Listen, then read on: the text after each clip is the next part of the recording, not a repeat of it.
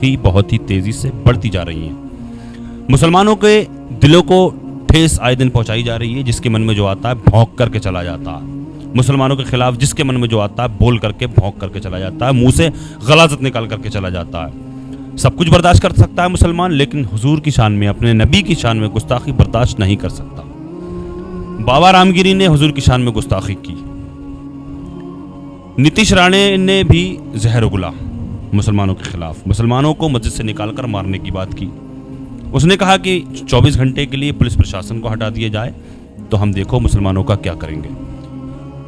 हुजूर की शान में गुस्ताखी की बाबा रामगिरी ने। मुसलमानों ने एहतजाज किया, मुल्क भर के मुसलमानों। अस्सलाम वालेकुम दोस्तों, उम्मीद करता हूँ आप हजरात खैर आफियत से होंगे। अल्लाह आपको सलामत रखे। दोस्तों, आपको पता है कि हमारे प्यारे आका सल्लल्लाहु ताला अलैहि वसल्लम की शान में रामगिरी बाबा ने जो गुस्ताखी की है, उसके लिए इम्तियाज जलील साहब ने जो रैली निकाली है, जो काफिला निकाला है मुंबई के लिए, वो देखते हैं दोस्तों किस तरीके से निकाला है।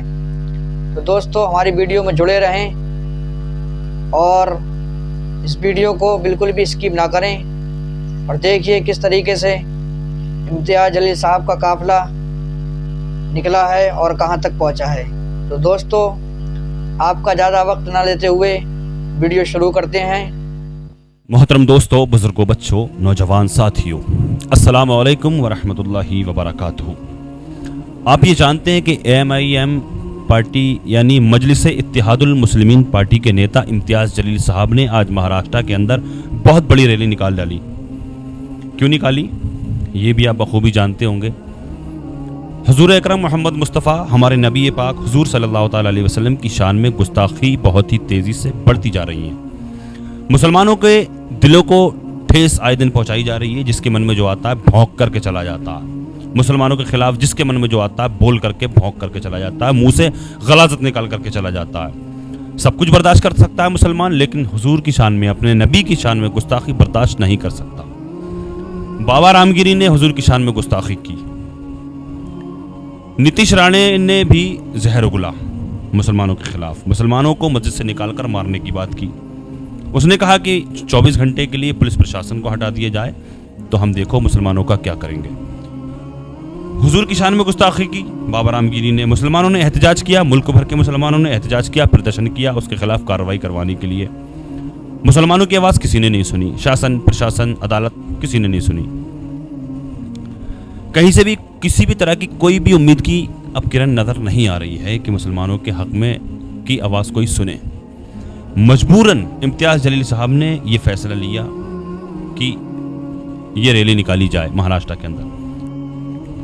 लिहाजा जब ये रैली निकाली गई, तो जो बाबा रामगिरी है जिसने हुजूर की शान में गुस्ताखी की थी, तो उसके पास कोई एक रिपोर्टर पहुंचा है। तो उससे उसने कहा है कि इम्तियाज जलील साहब ने जो रैली निकाली है उसके ताल्लुक से क्या कह रहा है ये देखें आप। उसके बाद में मैं आपसे चंद बातें करूंगा। मैंने चाहा इस वीडियो को आप लोगों तक शेयर किया जाए। कोई भी किसी भी तरह की कोई अपडेट इस तरह की निकल करके सामने आएगी मेरे पास, तो मैं आप लोगों तक पहुंचाने की कोशिश करूंगा। आपने अगर चैनल को सब्सक्राइब नहीं किया तो चैनल को सब्सक्राइब कर लें। बाकी इसकी बात को सुने जो ये कह रहा है। इम्तियाज जलील साहब के बारे में क्या कुछ कहा इसने, इस बाबा ने। इम्तियाज जलील मोर्चा काढतायत यावर। नाही, आता हे राजकीय लोक राजकारण करायला पाहतात। आता खासदारकीला पडले, आमदारकीला उभं राहायचे त्यांना, आणि मग ज्या राजकारण करणाऱ्या लोकांना असे काहीतरी मुद्दे लागतात। वास्तविक तसं काही नाही आहेत। आणि आम्ही जे बोललेलो आहोत तर तो इतिहास आहेत, जे लिखित आहेत। आणि माझं मत आहे की त्यांनी अशा प्रकारचे आंदोलन करण्यापेक्षा जे काही आम्ही मत मांडलेलं आहेत ते चुकीचं आहे असं त्यांनी सिद्ध करावं आणि त्यांनी मान्य करावं। काय क्या कह रहे हो? देखा आप लोगों ने, सुना आपने, कुछ समझ में आया? कोई बात समझ में आई? कुछ समझ में नहीं आया। मैं बता देता हूँ, ये गुजराती भाषा है। ये कह रहा है कि इम्तियाज जलील राजनीति कर रहा है।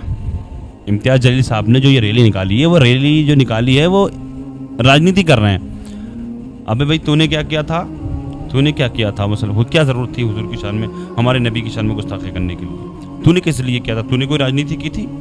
तूने क्या किया था? मैं बताऊँ क्या किया था? मज़हब इस्लाम का सहारा फेमस होने के लिए, लाइट में आने के लिए। जी हाँ, जिनको कोई जानता पहचानता नहीं है, बिल्कुल जिनका नाम भी नहीं जानता, तो बिल्कुल समझ लो अगर कोई कोने में बैठा हुआ चप्पल काटने वाला भी अगर कोई है, अगर बिल्कुल 2 कौड़ी का आदमी भी है अगर वो अगर ये चाहता है कि मुझे लोग पहचाने, तो वो क्या करता है, वो मजहब इस्लाम पे भौंकना शुरू कर देता है। जी हाँ, लाइट में आने के लिए। लेकिन वही काम तूने किया था। वो तो राजनीति कर रहे हैं, नहीं राजनीति तो कर रहे हैं, लेकिन राजनीति भी तो हमारा ही काम है। राजनीति का मतलब कौम की रहनुमाई करना। हमसे अच्छी कौम की रहनुमाई कौन कर सकता है? राजनीति भी कर रहे हैं इम्तियाज जलील साहब, तो क्या बुराई है? लेकिन राजनीति नहीं, वो ये नहीं करते। आज इतनी बड़ी रैली नहीं निकाली जाती अगर तू माफी मांग लेता तो, लेकिन कोई कार्रवाई नहीं। 58 जगह से FIR हुई, कोई भी कार्रवाई नहीं हुई। भाई तुम्हारा तो सब कुछ प्रशासन, अदालत, सारा कुछ शासन प्रशासन तुम्हारा ही है। तुम तभी तो बोल रहे हो, वरना तुम्हारी कहाँ बस की बात है? तुम मुसलमानों के खिलाफ बोल लो, हुजूर की शान में गुस्ताखी कर लो, तुम्हारी बस की बात। तुम्हें पता है शासन प्रशासन तुम्हारा है, सब कुछ तुम्हारा है, इसलिए तुम मुझसे ये बातें इस तरह की निकालते हो। अल्लाह की बारगाह में दुआ है, अल्लाह तबारक व तआला इन लोगों को हिदायत अता फरमाए। अच्छा, इम्तियाज जलील साहब ने जो मांग रखी है, 3 मांग रखी है वहाँ पर जाके आज जो रैली निकाली है। इम्तियाज जलील साहब ने मांग रखी है 3। सबसे पहली मांग रखी है जो किसी के मज़हब को लेकर आहत पहुँचाए, जिसको तकलीफ, जो कोई मुँह से किसी के मज़हब के खिलाफ बोलता है तो इस पर रोक लगनी चाहिए। दूसरी जो मांग की है इम्तियाज जलील साहब ने, वो रामगिरी और नीतीश राणे के खिलाफ कार्रवाई होनी चाहिए। दूसरी मांग ये रखी है। तीसरी मांग जो रखी है इम्तियाज जलील साहब ने, वो मुफ्ती सलमान अजहरी साहब को जो गिरफ्त में लिया गया है, जो जेल के अंदर है, उनको कैद किया जाए सिर्फ एक शेर पढ़ने की बुनियाद पर, जिनको अरेस्ट किया गया, जो जेल में बिना गुनाह के ही वो सज़ा भुगत रहे हैं। सिर्फ एक शेर ही तो पढ़ा था उन्होंने। ये कितना बोल रहे हैं, कितना सारा कुछ कर रहे हैं, इनके खिलाफ कोई कार्रवाई नहीं हो रही है। मुफ्ती साहब को 10 महीने हो चुके लगातार। अल्लाह की बारगाह में दुआ है, अल्लाह तबारक व तआला हमारे मुल्क में अमन व सुकून अता फरमाए। अल्लाह पाक इनको हिदायत अता फरमाए। दुनिया के तमाम मुसलमानों की इज़्ज़त व आबरू की, जान और माल की हिफाजत फरमाए। अस्सलामु अलैकुम व रहमतुल्लाहि व बरकातुहू।